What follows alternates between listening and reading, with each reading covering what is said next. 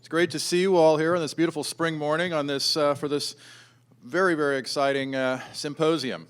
I'm Ed Gallagher. I am the president of the American Scandinavian Foundation, and it is my very great pleasure and honor to welcome you to our headquarters, Scandinavia House, the Nordic Center in America, for this morning's symposium, The Future of the Icelandic Language, renamed the Day of Icelandic Language, which has been organized by the Icelandic American Chamber of Commerce in cooperation with the American Scandinavian Foundation.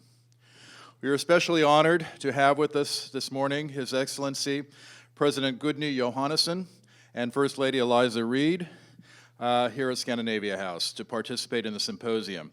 And I'm delighted to welcome the many distinguished speakers who are with us also. A full morning has been planned with a great variety of viewpoints and presentations. This morning's discussions coincide with the celebration of the centenary of Iceland's independence and sovereignty. And we will be further celebrating that event later this evening at the annual ASF Spring Gala taking place at the Metropolitan Club. Tickets still available for anyone who would like to come. For those of you unfamiliar with the ASF, it is worth mentioning that since its incorporation in New York City in 1911, ASF has served as the leading cultural and educational link between the United States and Denmark, Finland, Iceland, Norway, and Sweden.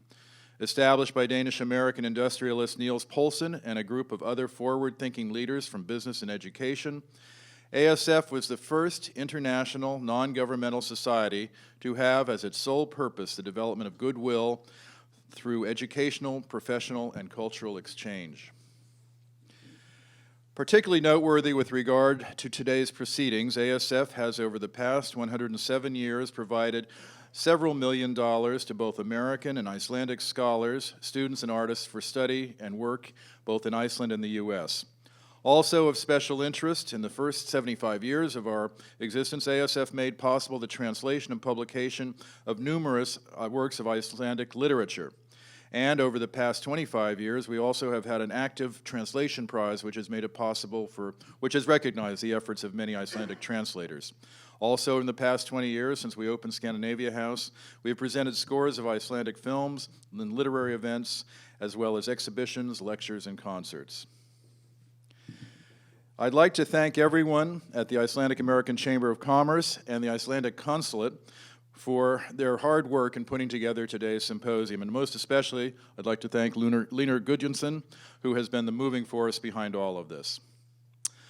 I'd now like to turn the podium over to Jon Sigurdsson, the President and Chief Executive of OSER and Chairman of the Icelandic American Chamber of Commerce, and also Corporate Chair of this evening's gala.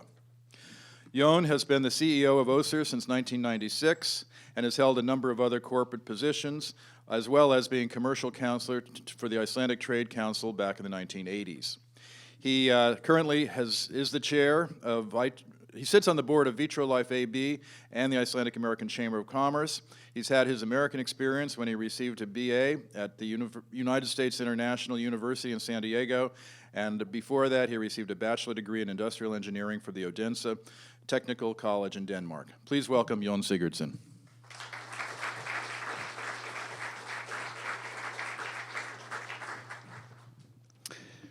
Thank you, Ed.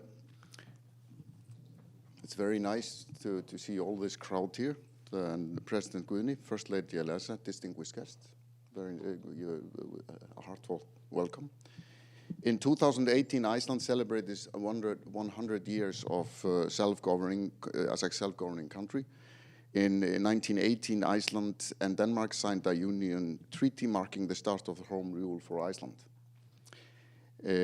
This was the culmination of a nearly a century-long campaign for Iceland's self-determination. 2018 will be a continuous celebrating of this important event from Iceland, and this is a cornerstone of that celebration. We at the Icelandic American Chamber of Commerce contemplated, of course, how we could celebrate the centenary in the big, flashy way, and came up with 3 ideas. The first one was, of course, to qualify for the World Cup. that was, and we also decided that we will beat Argentina next month. So that's so that's checked. That's checked.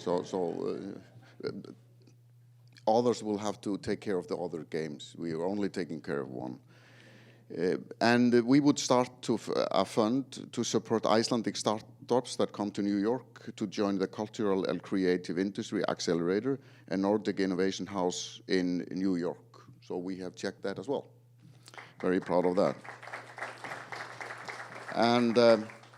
And thirdly, last but not least, we would celebrate what would make us Icelandic, and which is our language.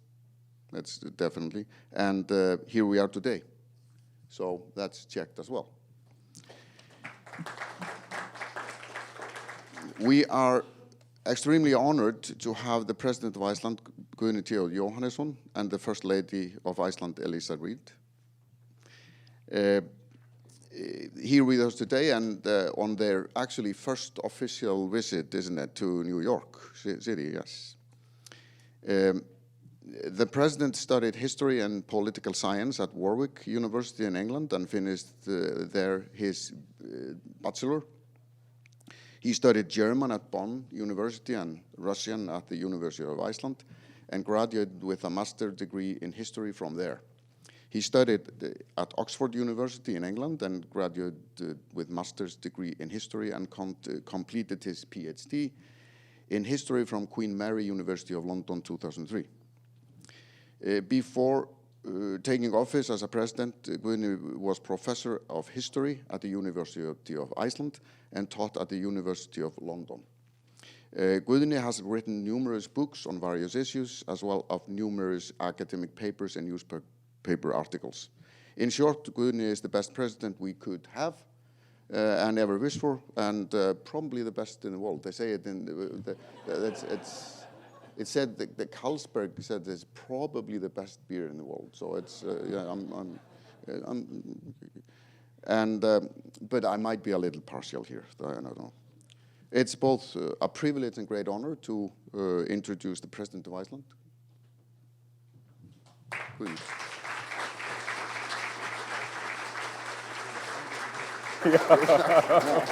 Það engin útleið.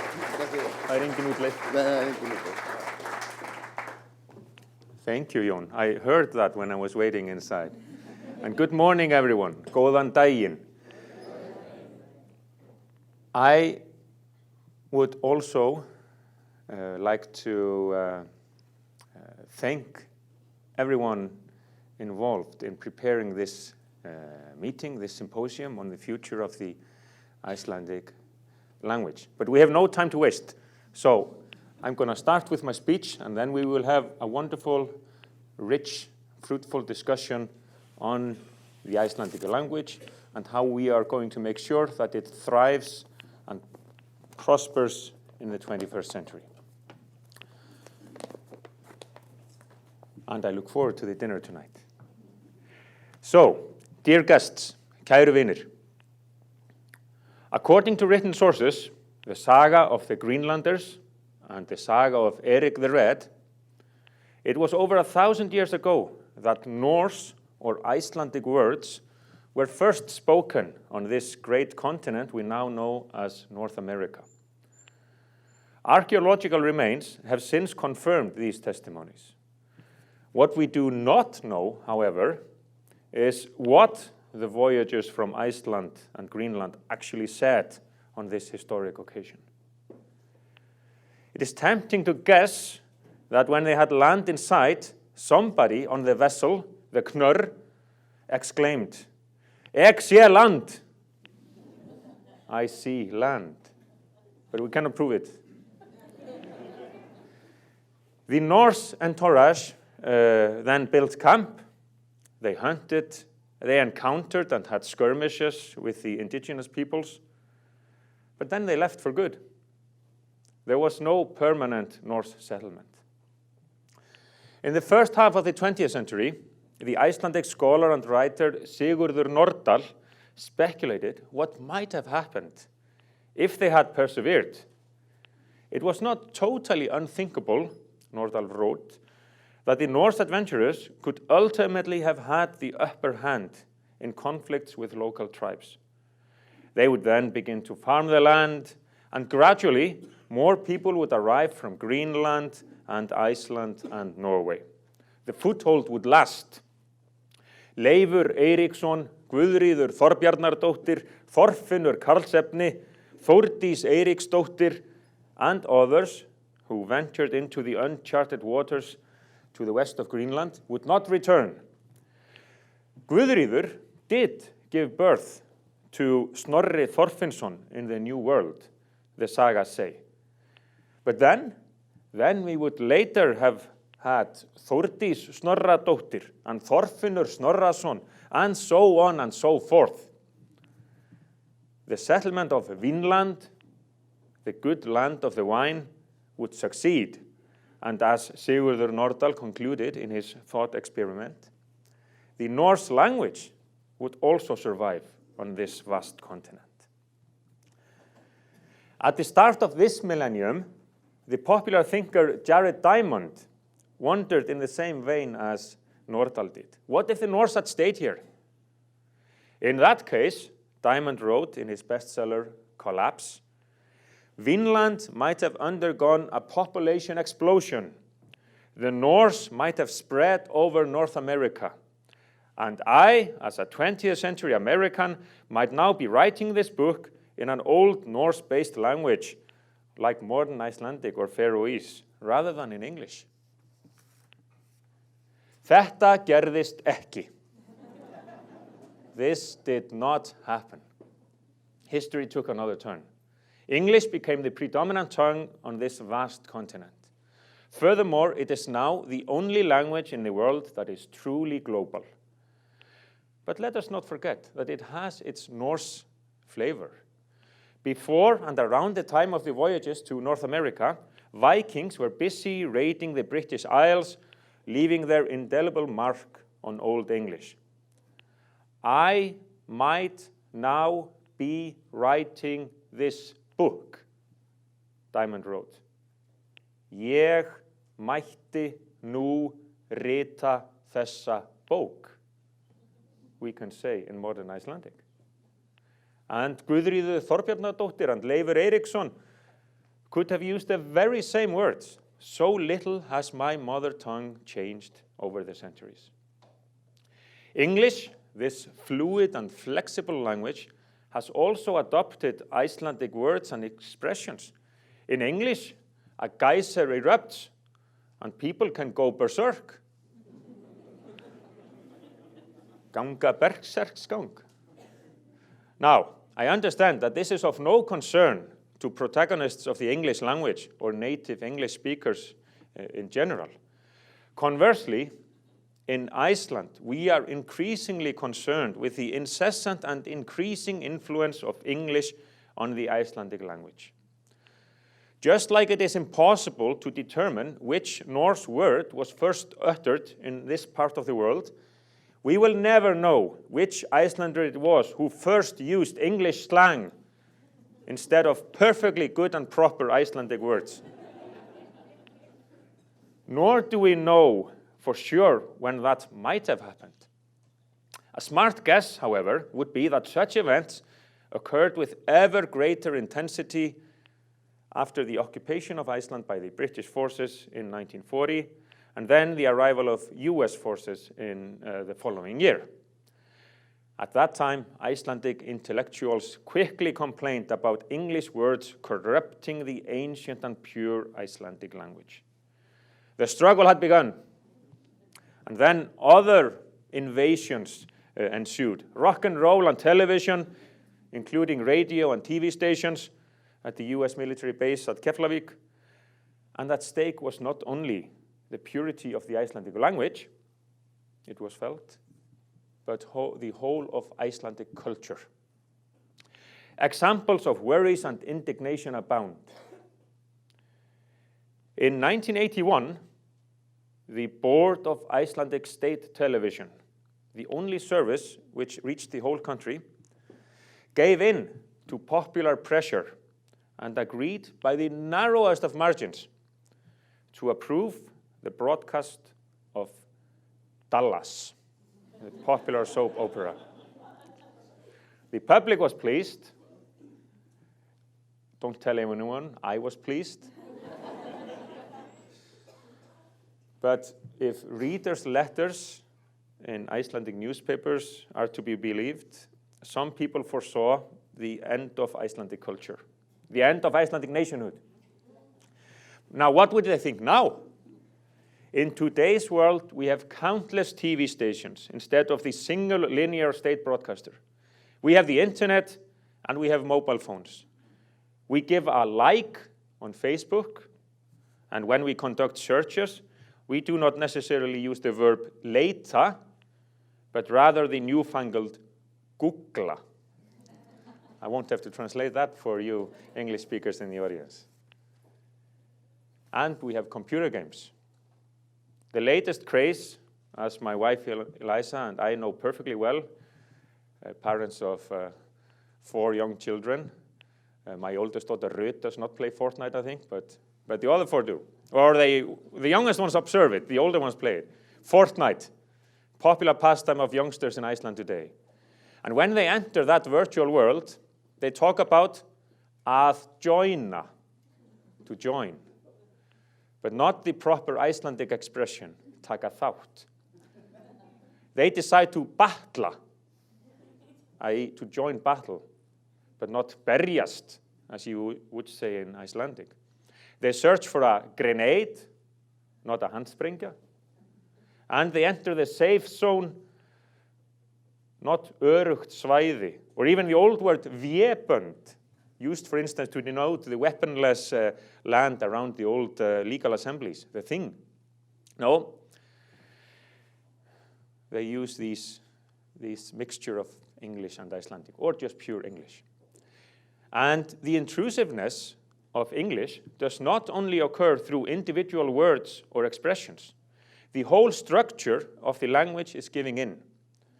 Sentences are often filled with nouns instead of verbs, which is more in line with Icelandic conventions. And adolescents, in particular, use oversimplified conjugations. One linguist has predicted that in a generation or so, the accusative will have vanished almost completely.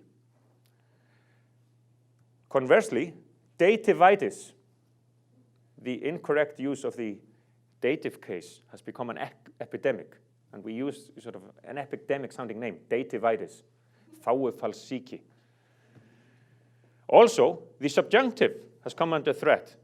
And apparently, the vocabulary of many teenagers is minuscule. Recently, one teacher lamented that smart high school students did not know what simple words like umburðarlyndi or beinlínis meant. Tolerance and exactly in the English language. And in academia, another subsection of society, the emphasis on international publications and the welcome inflow of international students has weakened the status of Icelandic. Yes, the relative isolation of Iceland and its inhabitants has vanished. In 1968, half a century ago, when I was born, some 40,000 tourists visited Iceland each year. Last year, we had over 2 million visitors. Very few of these guests speak any Icelandic.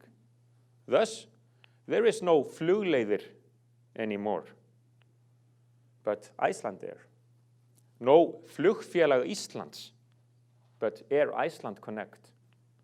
And the hotel names Loftleiðir, Saga, and Esja are gone, replaced with international brand names. And often restaurants and other establishments have English names, not Icelandic ones. Now, furthermore, in this millennium, Icelandic society has undergone drastic changes. Today, more than 10% of all inhabitants in Iceland are either foreign-born or their parents were born abroad. Some of these new citizens speak perfect Icelandic. Others can make themselves understood, but lack comprehensive vocabulary and mastery of grammar. Many workers are not necessarily intent on staying in the country for good, so they see no reason to learn Icelandic.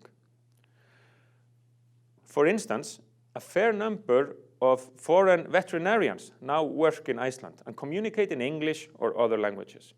Earlier this week, the Parliamentary Ombudsman censured the Icelandic Food and Veterinary Authority for hiring vets who do not speak Icelandic.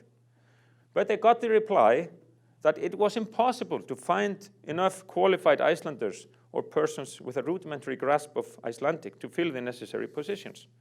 On construction sites, in fish factories, in hotels and restaurants, hospitals, a multitude of foreign languages can be heard, not necessarily Icelandic. Society is changing, and what will the future hold in store for us? In a sense, the future has already arrived. The world of voice command or voice recognition has arrived. Hey Siri, hey Alexa, Cortana can be heard in Iceland with questions or commands following the start of a conversation with your mobile phone or other devices. But in this new world, the gadgets do not understand Icelandic. Where is my phone? Segðu mér Sigríður will do nothing. Hvað segirðu Haraldur? No way. Is this perhaps the gravest threat that the Icelandic language has ever faced? On the global stage, the best-known advocate of the Icelandic language is almost certainly one of my predecessors, Vigdís Finnbogadóttir. As president, Vigdís constantly wanted to protect and cultivate our beloved language. After her tenure, she has served as the UNESCO Goodwill Ambassador for Languages and spoken of the need to make Icelandic available in the digital world. Otherwise, it will end in the Latin bin, Vigdís has warned. Others have raised similar concerns. The most pessimistic persons foresee that Icelandic will simply not survive this latest intrusion, that after a few decades, Icelandic will at best coexist next to English, useless in daily life, stagnant, languid, and antiquated. Dear friends, in a while, the panelists in this symposium on the future of the Icelandic language will discuss this threat, this apocalyptic vision, the possible death of a language. I will conclude here by a few thoughts about how we Icelanders can keep our mother tongue alive and well in the modern age. First of all, the battle is not lost. We just need to soldier on. Not batla or joina, but continue to counterattack and fend off intrusions. Sigurður Nordal, the writer who imagined the prevalence of Norse in the New World, invented the word tölva for computer, the combination of tala, number, and völva, soothsayer. What a perfect and brilliant word that is. Tölva, number, soothsayer. Speakers of Icelandic never use the word computer in Icelandic. They have this brilliant translation. We can do this. Also, we must make sure that we teach Icelandic in a satisfactory manner. We must encourage the publication of books in Icelandic, the making of movies in Icelandic, the creation of computer games in Icelandic. The market is there. Furthermore, we must guard the teaching of foreign languages to Icelandic school children. Start at an earlier age even. At the same time, we must make sure that Icelandic is the main language of use in Icelandic universities. And this is of vital importance. We must improve the teaching of Icelandic to new residents from abroad and have it affordable. We must be helpful and tolerant. We must accept and understand that those who are learning the language as adults may make mistakes and speak with a heavy accent. I would call myself pretty good at Icelandic. Pardon the, boasting, as it were. But, in this speech, I have struggled twice to pronounce vocabulary. I had to practice it because somehow I always get it wrong. Or few minutes before I gave this talk, I luckily asked Eliza, how do you pronounce entourage? Entourage. we do not know this. This is not my native language. I have to learn this. I hope you forgive me. You would have forgiven me if I had said encourage. But maybe you would have had to have thought for a while, what on earth is he saying? We must be tolerant and understanding. Last year, some people criticized a foreign-born member of parliament in Iceland for not speaking flawless Icelandic. Fortunately, she received wide support, and my Icelandic Canadian wife, Eliza, was among those who came to her defense. I speak with an accent, Eliza pointed out, decline words incorrectly, and sometimes say pure nonsense. Believe me, yes. Sometimes say pure nonsense, which makes people laugh, or they do not understand a thing until I have explained myself again. I won't give any examples, but believe me. But that is okay. A modern, inclusive, and compassionate society needs considerate speakers and listeners. Therefore, we must also accept the presence of English as the language of communication, international education, and entertainment in a globalized world. In that spirit, we have to accept some foreign words like we have always done. The verb googla is fine, as long as it declines the Icelandic way. Googla, googlaði, googlað. The word like is fine. It's a nice neuter noun like lag or rik. There's nothing wrong with it. Likewise, while we must be accommodating towards the tourists who visit Iceland, we should not show some silly subservience. Our visitors come for exotic and unique Iceland. Why should they fear strange or incomprehensible words like Eyjafjallajökull or veitingastaður or krá or hundslappadrífa? We should have the self-confidence to give our establishments and companies Icelandic names. Veitingastaður and krá means restaurant and pub, respectively. Hundslappadrífa, what a wonderful word that is. Hundslappadrífa is a bit more difficult to translate, though. Literally, the description of snowflakes as large as a dog's paw, or snow gently falling down from the heavens in calm weather. And Eyjafjallajökull, I say it again, Eyjafjallajökull is the name of the volcano which erupted in 2010, halting flight traffic for days or weeks in the Western Hemisphere. It literally means the mountainous glacier by the islands. One US TV presenter famously threw his hands up in the air when the eruption was hot news and exclaimed that here was one unpronounceable name. And henceforth, he would call it, well, he said, I cannot pronounce this. I'm just going to call it, I forgot my yogurt. But we in Iceland, we will not give up. If we do all this, if we do all the positive things I have mentioned, if we adopt this approach, we are on the right track. But still, everything depends on one thing. We must get Icelandic into our mobile phones and our cars, our refrigerators, and our toasters. We must be able to speak Icelandic to all the gadgets of the world. In the 19th and 20th centuries, we fought for our independence in the actual world. In this new millennium, our existence as an independent nation depends heavily on the healthy survival of the Icelandic language. If we lose the language, we lose our identity. If we lose the language, we lose the link to past generations. We lose the link to our literature and our cultural heritage. We lose and you lose. Tölum íslensku, gott fólk. Icelandic tales, good folks. Thank you very much for listening.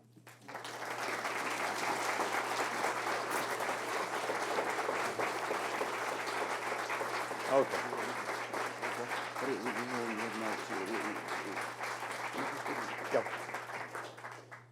We have thank you very much for a very, very interesting and good contribution here. We have time for a few questions. So I would like you to state your name and affiliation, and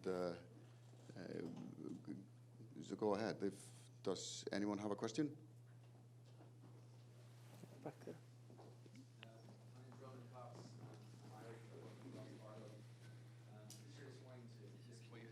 What you had to say, and I can categorically agree with you, because since Irish independence from Britain, the resuscitation of the Irish language has effectively failed, and it's been hit very hard by modern media and telecommunication systems.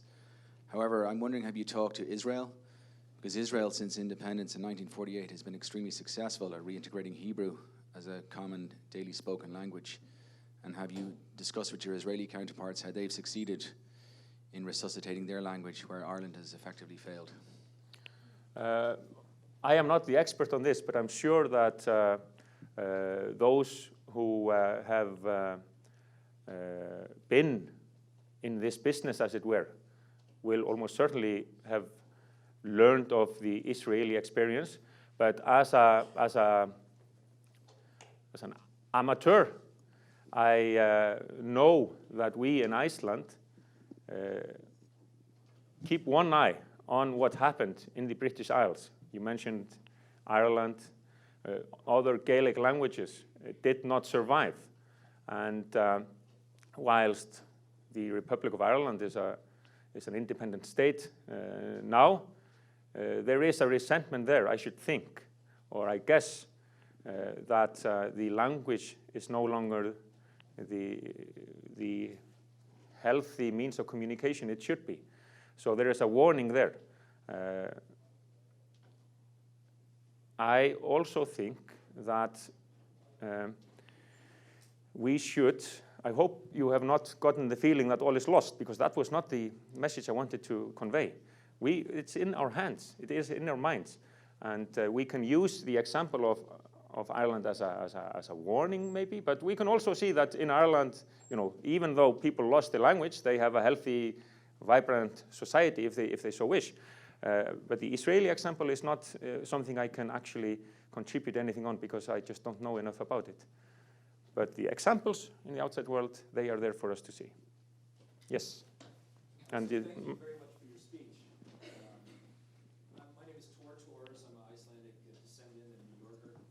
And I just wanted to tell you that the room in which I have heard the most Icelandic recently in New York was a Wardruna concert at Town Hall.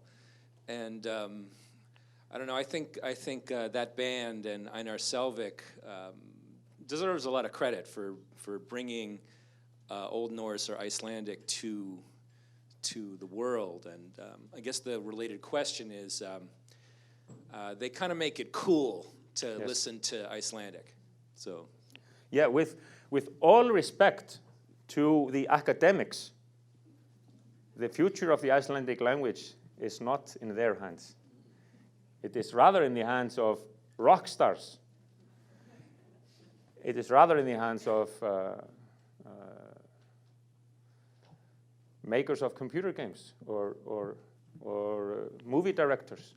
We have other examples. One of my favorite bands is Skálmöld, a heavy metal band. They use the Norse mythology in their verses. And mix it with foreign influences, heavy metal. Bubbi Morthens, one of Iceland's most popular singers, uses Icelandic. Icelandic hip-hop, Icelandic rap stars, more often than not, rap in Icelandic. They have some grammatical mistakes. If the president had the authority to ban songs with grammatical errors, no, I'm not going to go down there. the president wouldn't even do it. And I'm not talking about myself in the third person. I'm just making a hypothetical image there. So, I mean, I think Icelandic is flourishing in this sense.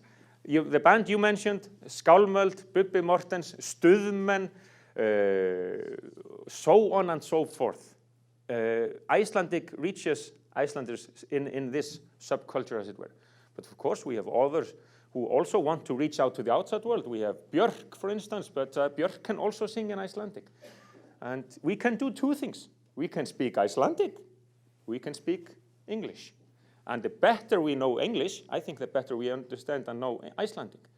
That's why I wanted to emphasize as well. The future of the Icelandic language does not depend on decreasing the knowledge of other language, but rather increasing.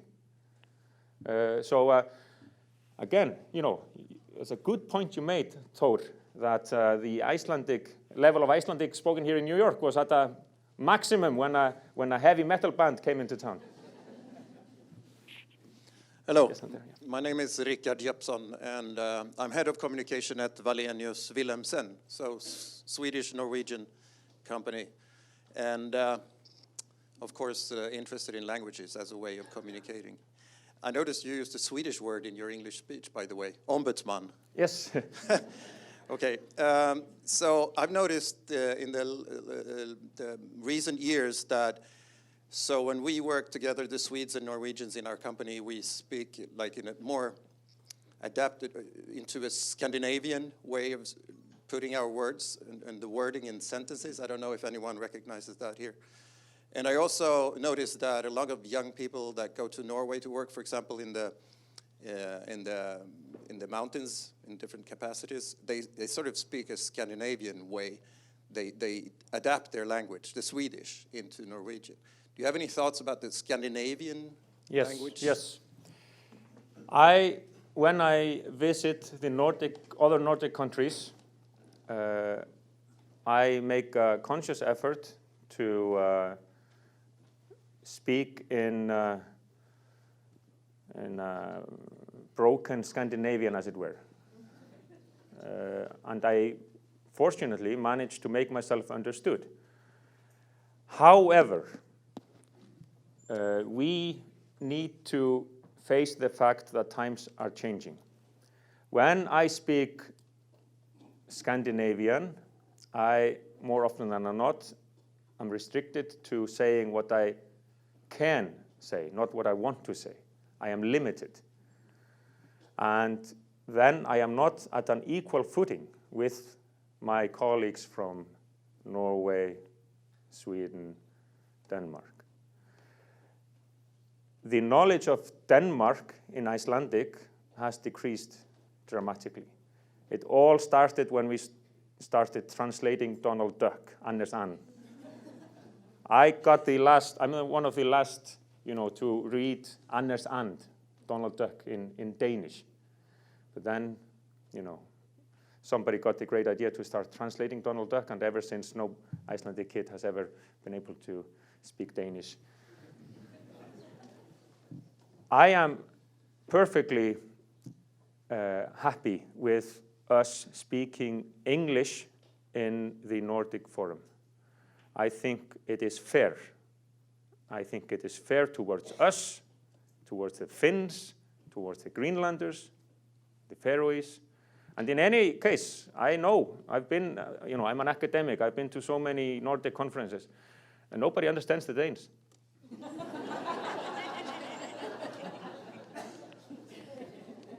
Røde. Earlier this month, Eliza and I were in Seattle. We visited Microsoft, and they are making good inroads. They are making so much progress in making in simultaneous translation and all the rest of it, and in voice recognition. But correct me if I'm wrong, Vilhjálmur, who was there with me, Vilhjálmur Þorsteinsson, who will later speak here, or is with us here. I think the specialists at Microsoft said that, voice recognition, artificial intelligence, everything is possible. There are no boundaries. Perhaps Danish, though. Perhaps Danish. So, but seriously, in today's world, English should be the means of communication in the Nordic world, when Nordic exchanges. There's nothing wrong with that. However, when a person in my position, representing Iceland in Nordic fora, I am intent and I want to, and I think we as representatives of Iceland should make the effort to speak in Scandinavian when we visit the other Nordic countries, when we visit Denmark, Norway, Sweden. I mean, I did study Danish for 14 years or whatever it was, and if I cannot make a 5-minute speech in that language, then that says something about either myself or the Icelandic education system. So let's just soldier on there. You wanted to make a question there? Yeah. So I'm a New Yorker, and I have a second home in Iceland, and I have 2 young children here, and I would like for them to learn Icelandic as a second language. But to dovetail with what the Irish gentleman in the back said, if I wanted my kids to learn Hebrew, there are literally hundreds of places in New York City for them to do that, including summer camps where they would just speak Hebrew all summer long. And it seems, and I would love if someone could disabuse me of this, it seems next to impossible to replicate that even on a very small scale for Icelandic. So as part of this sort of expansion of teaching, not just in Iceland but elsewhere, is there sort of a momentum to make, I mean, here we live in New York, the land of infinite possibility, and I can't find a summer camp where my kids could speak Icelandic for 4 weeks, right? So is there a vision? I know there's not that many speakers, but... Yeah, I mean, again, I do not have at the top of my head. I guess I could Google that, how many Hebrew speakers there are in this world, but I'm pretty sure that way more than speakers of Icelandic. So that's one limitation, I should think, or one thing to have in mind. But also the fact that this has happened so fast. When I was growing up, I'm born in 68, like I mentioned, 1968. When I was growing up, there were no immigrants, or hardly any immigrants in Iceland. This has happened so suddenly. So we are all of a sudden waking up to the reality that there are tens and thousands of people in Iceland who do not speak Icelandic or speak very broken Icelandic, but want to study the language, want to be part of the community in toto, which means being able to converse in Icelandic. So we have to catch up with this. I think the authorities are on this. I'm sure there are opportunities, private opportunities, like there are some entrepreneurs out there. I do remember when Eliza and I lived in England, Eliza took Icelandic courses in London. So there are some possibilities. Maybe there's a smart Icelandic entrepreneur in this room who thinks, aha, courses in Icelandic. There's a possibility there for us. So like you mentioned, the market is out there. We just need to fulfill the needs. So my name is Carl. I'm the president of Icelandic Technologies. We're a 3-time Microsoft Worldwide Partner of the Year. I asked my wife to marry me in Iceland, and we go for 3 weeks at least a year. You mentioned a number of items that we most certainly could help with, and I think there are some bright people in this room that could do the same. From a Microsoft perspective, I run multiple languages on my computer, and maybe you've already spoken to them about this, but it'll randomly switch to Icelandic. And I'll forget what I'm typing to someone, because all of a sudden when I see the items, I just start finishing the rest of my communication to someone. So maybe you've designed it that way. But Skype will do auto translations. Those are add-ons for people who, like myself, use Skype for business. So when I wake up early in the morning and I go to Europe, or I'm up late at night and I go to Asia, I can use Skype and have it translate for me with subtitles at the bottom, much like Donald Duck used to do when you were younger. Have you spent, or is there any investment in time on some of the translation components, so that while someone like myself might not speak fluent Icelandic, at least if the translator is doing that for us and we're seeing the subtitles below? Yeah, I mean, this is the future, and this process has already started. Microsoft, for instance, and we have Google Translate and so on and so forth. So we are getting there. It's not flawless. You can easily detect mistakes. At least that is my experience when I do Google Translate, for instance. That you cannot use this in legal contracts forever, for instance. I wouldn't ask Google Translate to be trusted there.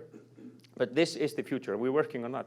The next step is the voice recognition, so that you can say something in Icelandic, and the person you are talking to, or the gadget you are talking to, will understand you by translation, or that you can say something in English and it will come out through an Icelandic voice.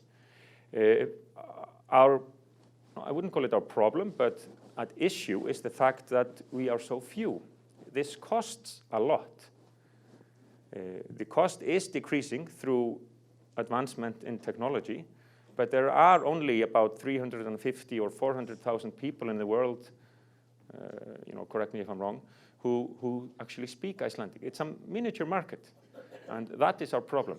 Icelandic is, we often exaggerate. I know Icelandic is a difficult language to learn, but it's not one of the world's most difficult languages, believe me. You can pick a much harder language if you want to. Greenlandic, Finnish. So we shouldn't exaggerate that. That is not the obstacle. If there is an obstacle, it is the fact that we're so few, and people will say, like, is it worth it? Who's going to pay? And that is the question we are facing now. I think we need Yeah? to... We need to... we need to progress here. Yes, of course. But thank you very much. Thank you again. Bye.